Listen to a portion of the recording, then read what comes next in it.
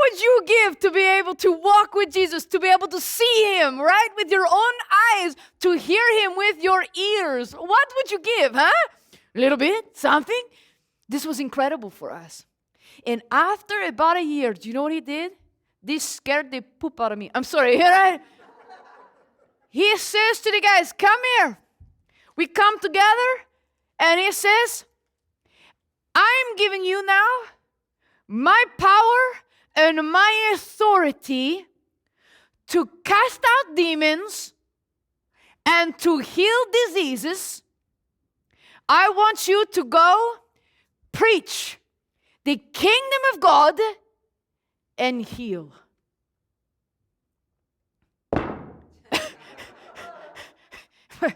Okay, it's one thing, you know what I mean? For Jesus to do this. I don't know how to heal somebody, you know what I mean? And so my head is already spinning, right? What in the world are you talking about? And preach the kingdom of God, we're just still trying to figure this thing out, you know? Like, when are you actually going to be king? Because then it's going to be a little bit easier to explain, you know? A little vague right now, you know what I mean? So, I don't know. But, okay, when he tells you to do something, what do? It's a good idea to do it. So we're like, all right, you know, what are you going to do? We don't know how long we're going for. Okay. And he paired us up. He's like, okay, go in twos. It's better. Oh, safety blanket. You know what I mean? So me and James, Peter and Andrew, Philip and Nathan, he pairs us up and he goes, okay, and you're going to go there and you're going to go there. Okay, good. Marching orders. Okay. And what do you do before you go on a journey? What do? Thank you so much. You pack, right? Be responsible. Pack your provisions so that you're ready to go, right? You're not going to run out of food, huh? You're not going to run out of money, right? No, you make sure you're ready to go. So we start to kind of pack up a little bit, and that's when he goes, take nothing with you. That's not responsible, Lord. Like, he treats us like his friends, and that's not a very kind thing to do. Take nothing with you, and nobody says anything. We're kind of like, can you clarify, you know? He goes, let me help you. Don't take your staff. Your staff for us is like, it's kind of like your blanket, a little bit. You know what I mean? I can lean on it. You know what I mean? It helps me as I walk, you know? Helps me, gives me strength a little bit, right? He says, don't take your staff. Okay. You're going to take care of it, right? Okay. All right. And then he goes, don't take your bag. No. Okay, so let me take my clothes out of my bag. That's awkward. He goes, don't take extra clothes. Okay, Dad, this is really getting weird because now we're going to stink. You know what I mean? How am I supposed to communicate with someone if they're like, whoa, buddy, yeah, the river's that way, oh, you know? Don't take your clothes with you. Okay, that's fine. I got some money. Well, I guess we'll have to buy something when we get there. He goes, don't take your money with you either. Really? That's just not smart. All I got now is a little loaf of bread in my side pocket. And before we even go, he goes, don't take your bread either. Like, seriously? I skipped lunch, you know? Like, don't take anything. I said nothing. Don't take it with you. Now, why do you think he's saying this to us? He's not playing a cruel joke on us, although it felt like it at some times, you know? You need to know that everything that my Jesus says and does, there's a reason behind it. So when, I hope you I wrote a book, okay? It's got a good name. It's my name. Read it. And when you read these things, you need to know. Ask the question, why? It's not for no reason. Think about it as I tell you. And I'm going to ask you at the end, a little quiz with this one. I'm going to ask you, what do you think he was trying to teach us? Okay? So we leave with nothing. We just got the clothes on our back, and that's it. James and I go into the first village. And there is, the respectable men always stood by the gate. This is what they did. and they would converse, and they would, talk about God and these big, lofty things. So we're coming in and we're thinking, okay, we got to break into this group a little bit, but we're fishermen. And yes, we are Jesus' disciples, but not everybody knows that. And the thing that made it cool was it was Jesus, not us. You know what I mean? So it's kind of they're not even paying attention to us. And James says to me, John, look there. I look over, and there is a lame man. Okay, we've seen Jesus do this before. I didn't tell you this story because I can't tell you all of them. But he healed this one lame man in the pool of Bethesda. You know what I mean? This is the pool of healing. This is the time when Jesus walked in. Everybody wants healing there. He went straight to the one man. And he goes, do you want to be well? This is a stupid question, isn't it? But there's got to be a reason he's asking. You know what I mean? So you don't question. And the man, anyway, read the story. I can't tell you. But anyway, he heals him. We had seen this. He didn't take his hand or anything. He just said, pick up your mat and walk. And the man picked up his mat and walked. So, now it's our turn. And I said, James, you're the other one. You should do it. And he looks at me and he goes, you're the beloved disciple. Oh, seriously? So I walk over to this man. He didn't have a mat. So I said to him, do you want to be well? He didn't respond like the other guy did to Jesus. He looked at me and he went, yeah. I'm like, well, I come in the name of Jesus. You don't know how to do this. Okay, give me your hand. He's like, what? Just give me your hand. He gave me his hand, and I said, stand up. Guys, the look on his face was something changed. And he began to rise up like this. He stood on his feet. And not only was it because listen, if you haven't walked for years, how much muscle you got in your legs? You have to go through, you call physiotherapy, right? Months and months and months to learn how to walk again. This man, he stands up. He's like, oh, he grabbed hold of me and he's like, wow. And then James comes over, wow. Yeah, and then he looks at me and he goes, thank you. And I said, nobody. I didn't do that. He said, what are you talking about? I said, I can't do that. I know I don't have the power to do that. That's God gave me the power to do that. And he said, tell me more. And as he begins to ask me that, these men from over here, they come over a little bit like, what's going on? They came over and they said, who did this? Who did this? And the lame man, he still don't get it. He goes, that guy did it. And I said, no, I didn't. That was God did that. And he said, where do you come from? Who do you serve? Well, I'm glad you asked. Isn't that interesting? And we began to tell him about Jesus. And the things that he had taught us about his kingdom and the Messiah and what is to come, And they listened just like that. They listened. And at the end, listen to this. Do you know what one of them said? His name was Simeon. He said, where are you staying? And we said, we don't have a place. And he said, you must stay with me. My wife is the best cook in the city. That's true, guys. And they were like, it's true, He said, you must stay with me. Come. And we looked at each other like, oh, okay, we will. Because I'm still hungry, And I got no bread. So we went to their home. While we're eating, we're talking, and the wife says, and now where are you staying while you're visiting with us? And we said, we don't have a place. And she said, honey. And he said, you will stay here. Do not go anywhere else. As long as you're here, stay in our home. We said, Thank you so much. And she said, listen, you are about the same size as my husband. Didn't notice that. Yes. Said, listen, wear his clothes. Leave these here in the morning when you go. You wash them for you. Oh, hello. No stinking now, right? We had a place to stay. We had clothes washed, food to eat. Even this woman, incredible. She packed us a little breakfast in the morning. Go on your way, Incredible. Everything we needed the entire time we were gone. Remember the question?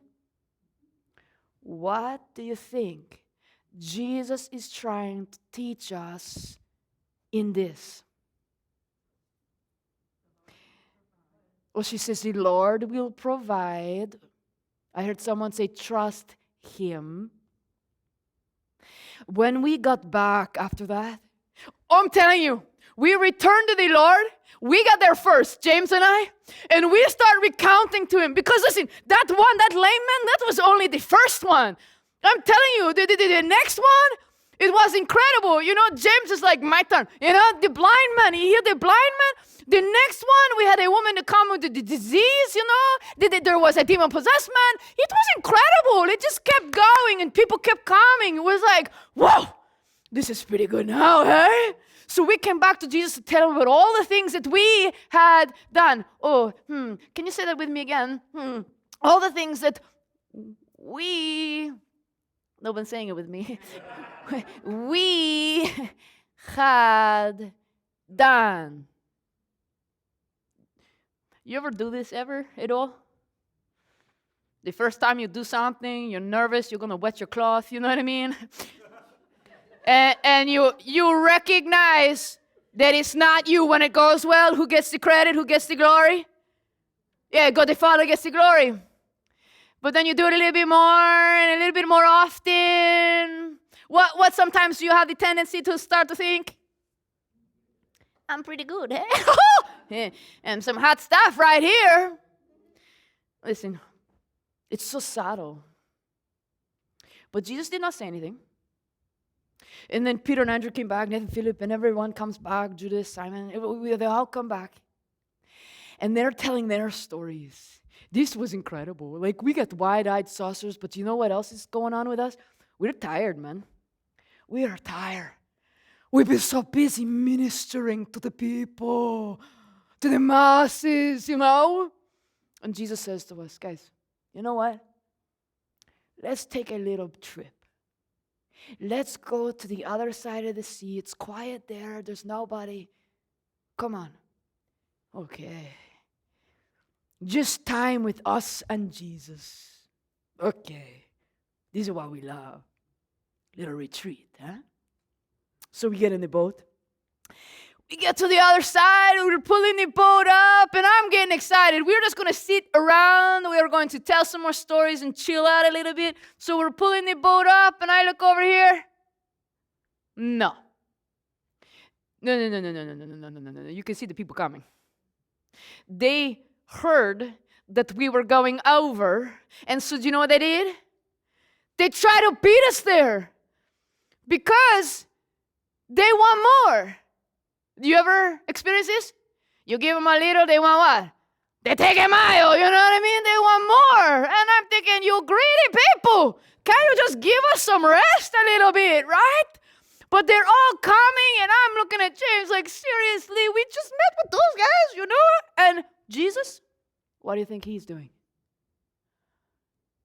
He's out of the boat, and he's walking straight toward them. This guy, there's compassion in his heart. He just keeps going. He starts again meeting with them, listening to them, healing them, talking to them, teaching them. And we're looking at this. I'm being honest, okay? I'm not a jerk all the time, but I'm tired. But he just keeps going and going. And we're getting hungry, guys. I mean, this has gone on all day into the evening. It's becoming dinner time, So Philip goes to the Lord. This was funny. Philip goes up to the Lord and says, Lord, you should send them away. because they're getting hungry and there's nothing to eat here, so send them before they're going to faint along the way. And you know what the Lord did? He looked at Philip. I'm not kidding you. This was hilarious. He looked at Philip and he goes, yeah, where are we going to get food to feed all these guys? And Philip goes, what? It would cost us 200 days wage just to have enough bread to pay, give everybody just a little bit. Do you know how many people were there? Guys, we're talking 5,000 men alone, plus women and children. The whole hill is covered with them. They're like ants, you know what I mean? Everywhere. And he looks at Philip and says, where are we going to get bread to feed all of them? This is crazy. This is ridiculous thinking. Now, Andrew, this was funny. Andrew comes up and he's got how convenient. Okay. He comes up and he took some little kid's lunch. You know what I mean? He's like this kid over there. He had 5 loaves, a couple fish. But what is that for so many? You know what the Lord does? He looks and he goes, give it to me. He gives it to him. And do you know what Jesus does? He says to us, you go put the people in groups. Put them in 50s, 100. Go sit them up, sit them down, and come on back. This is ridiculous. We have 5 loaves. 5,000 men. Anybody try and feed some men? Huh? That's like a nibble. You know what I mean? I eat this whole thing and I still got room, right? Come on. But okay, so we go and we get them all seated and stuff. We come back to Jesus. He takes this loaf and this fish. He holds it up to heaven. Remember, everything he does, he's on purpose. And he thanks his Father for this and for providing.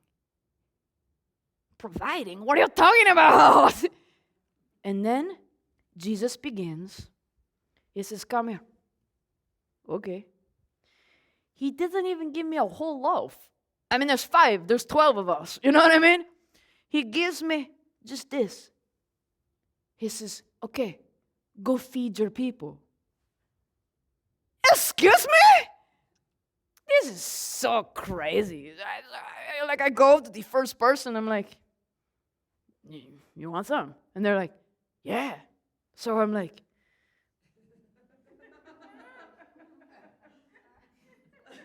there.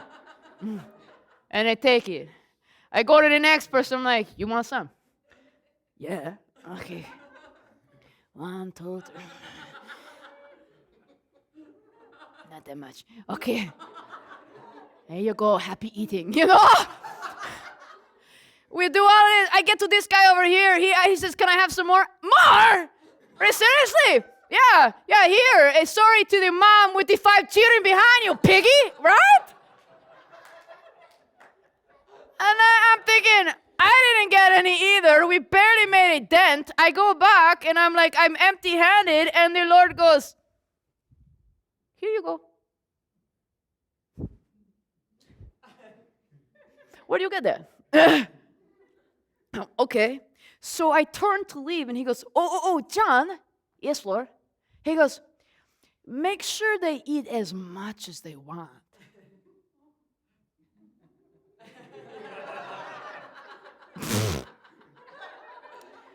Okay. I go to the first guy. He's a big guy. I'm like, want some? Yeah. I'm like, okay. You want any more? Yeah. Here you go. Yeah. But I'm telling you, every time we come back, there's more. In fact, it got to the point where, I keep coming back. First, I'm thinking, why don't you just give me the basket? You know what I mean? No. He says, keep coming back. Okay. Every time I come back, there's more. There's more. There's more. There's more. There's more. Do you know how ridiculous it got? At the end, everybody's fed. Everybody's full. And then Jesus says to us, okay, guys, one more job. Yeah. He goes, go pick up the leftovers. I put that in the book. I hope that's funny to you. We started with 5 loaves and there's 5,000. Everybody ate until their bellies were full, and then he goes, okay, pick up the leftovers? How does that happen? So the 12 of us go, we got the baskets, and we start to pick up the leftovers. Do you know how many baskets full we picked up? Help me. 12. How many disciples were there? Anybody think he's making a point? You think? Can I just tell you though right now? I'm not embarrassed about it anymore. We didn't get it. You're like, how can you not get it? We didn't get it. We saw him do it. He did it through our hands. But I missed it. To the point, listen, that just some weeks later, it was like he gave us a redo. I mean, you all heard about the feeding of the 5,000. Did you know that just some time later, he did the same thing with 4,000? Not kidding you. It was like instead of one day together, they had been with him for about 3 days. But then one of us said, where are we going to get food to feed all these guys? And he goes, where are you going to get food to feed all these guys? We're like, we don't know. He goes, what do you have? This time we had 7 loaves and a few fish. Huh? Sound familiar? We don't get it. And he goes, it's like he's like, huh? Huh? He goes, sit them down in 50s and 100. We're like, okay, sit down. No. He prays, he thanks, yeah. He goes, okay, feed them. And how sick am I? I'm like, seriously? What? We go, we do the same thing. At the end, we pick up. How many baskets full? Anybody? 7 this time. 7. We get in a boat. After the feeding of the 5,000, we got in a boat too. This time we get in a boat too. But do you know what we're arguing about? We only had 1 loaf of bread. We had 7 baskets of leftovers, and nobody remembered to get them. So we're actually talking to each other with 1 loaf in our hands. We're like, you forgot to bring the bread, Andrew. That was your job, Philip. Philip, why didn't you bring the bread? Like, seriously, we're going to be starving. Jesus hears what we're arguing about, because how many of us? We're in the boat. There's 13 of us together, right? And he goes, are you really arguing about bread? He says, are you so hard-hearted that you don't see? Having eyes you don't see, having ears you don't hear, don't you yet understand? He goes, when we fed the 5,000, how many loaves were there? And we go, 5. And he goes, yeah. And how many leftovers? 12. And when we fed the 4,000, how many loaves did you start with? 7. And how many baskets left over? 7. Do the math. You know what I mean? We had an entire loaf for 13 people. If we had understood what he was trying to teach us, we'd be like, we're feasting tonight. Hey! But we didn't get it. And he looked at us and he goes, do you still not understand? I'm starting to get there. What do you think he's trying to teach us, guys? Think about it. What is he trying to teach? I'm going to wait.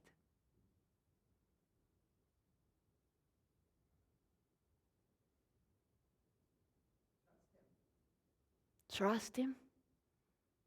Come on, what else? He'll always provide. Come on, what else? Whatever you need, he has it. Do you know what was crazy? After the feeding of the 5,000, before the 4,000, do you know the next day the crowd came back looking for another free meal. Pretending like they wanted him, right? But they don't want him. They don't want to listen to his message. They just want what they can get. But listen, you don't want to make it awkward, so you don't say anything. You know what I mean, right? Someone showing up just for the gifts at Christmas, you don't say anything, but you know it, right? You know what's crazy about Jesus? He said it. Yeah. He makes things awkward. He looks straight at them and he goes, you're not coming because you want me. You want the bread. And they're like, well, try to make it super spiritual. Well, Moses gave the people bread from heaven. It was manna, so we're just trying to... You know what he did? He looked at them and he said, ready? I am the bread of life.